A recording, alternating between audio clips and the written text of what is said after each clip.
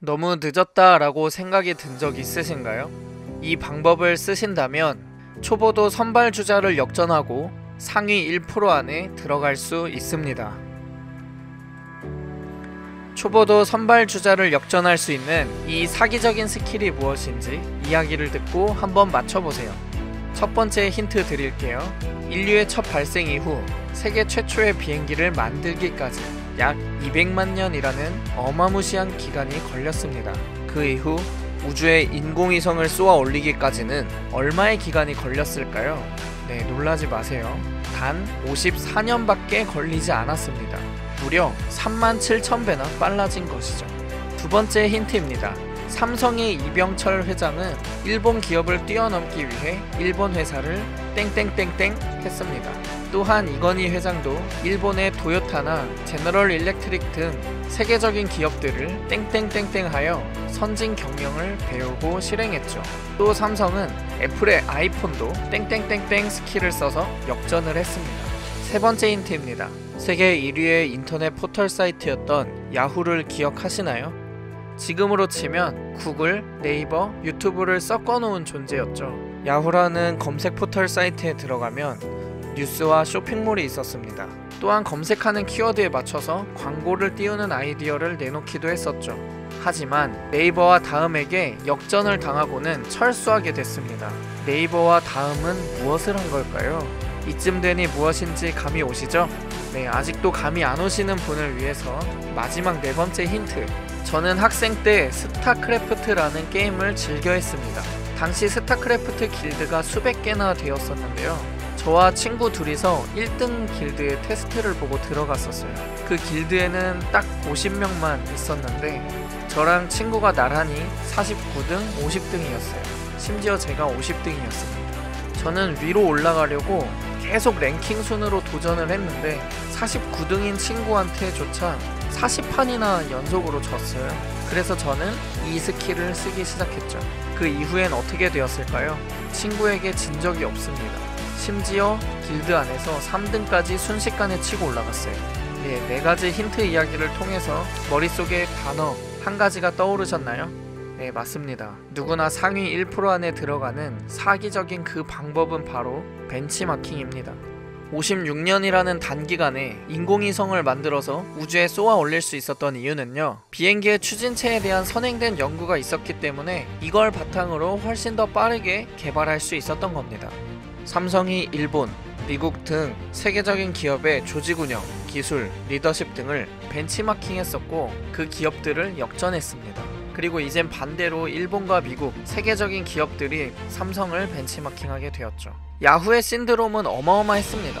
대박 아이템이 줄줄이 터져 나왔지만 정작 검색이 부정확한 약점이 있었죠.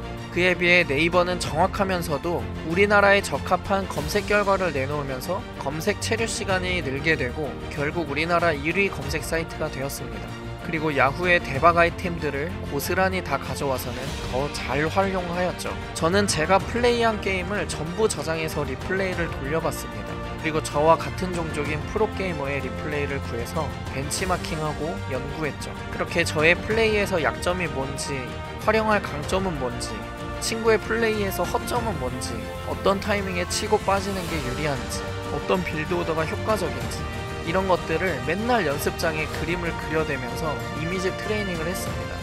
이처럼 벤치마킹은 매우 효과적이면서 효율적입니다. 어떤 분야든 시간이 갈수록 수준이 높아지고 트렌드는 변화를 합니다.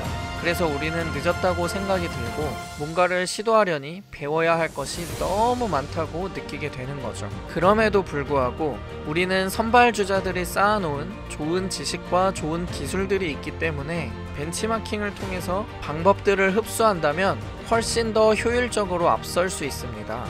배워야 할 것은 많아졌어도 학습 효율은 더 늘어나기 때문이에요. 아니 꼭 벤치마킹을 해야 돼?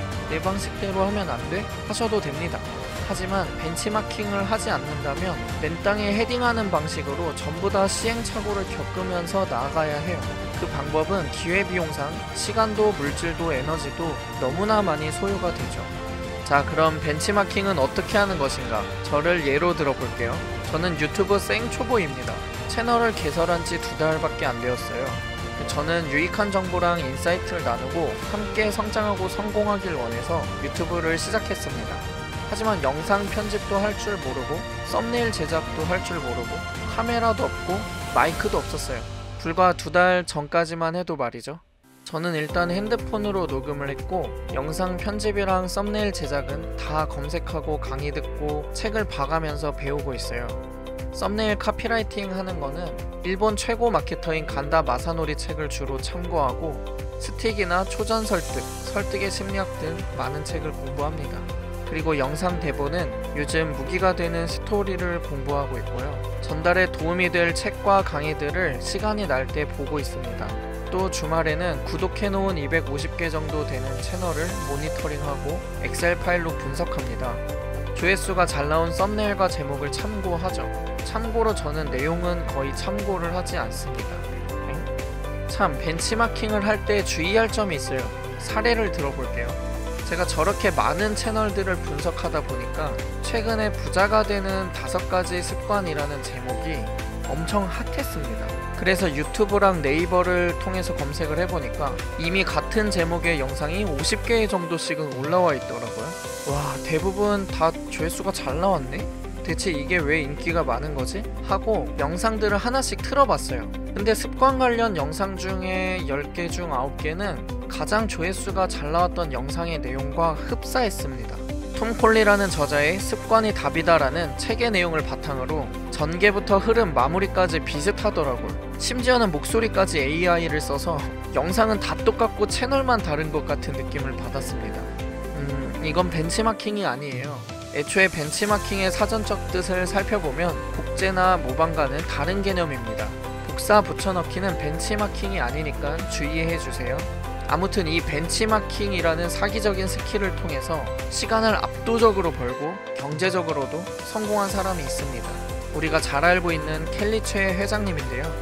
켈리최는 스승을 먼저 찾고 그 스승님을 벤치마킹했습니다. 스승님의 시선으로 문제 해결을 하고 스승님의 태도와 정신력으로 한계를 계속 돌파를 해나간 거죠.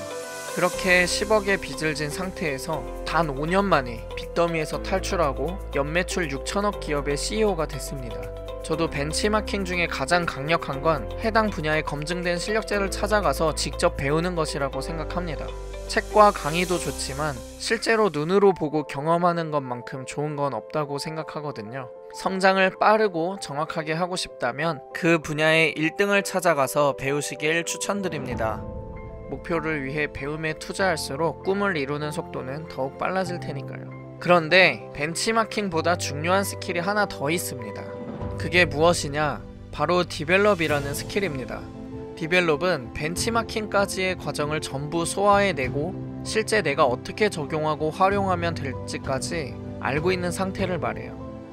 벤치마킹까지만 한다면 겉핥기식의 노력이 될 수 있거든요. 즉 이해만 하고 넘어가는 건 성장을 이루지 못합니다. 벤치마킹을 통해 배운 본질적인 내용을 내 머릿속에 복사 붙여넣기를 하고 응용과 적용이 가능한 상태가 되어야 해요.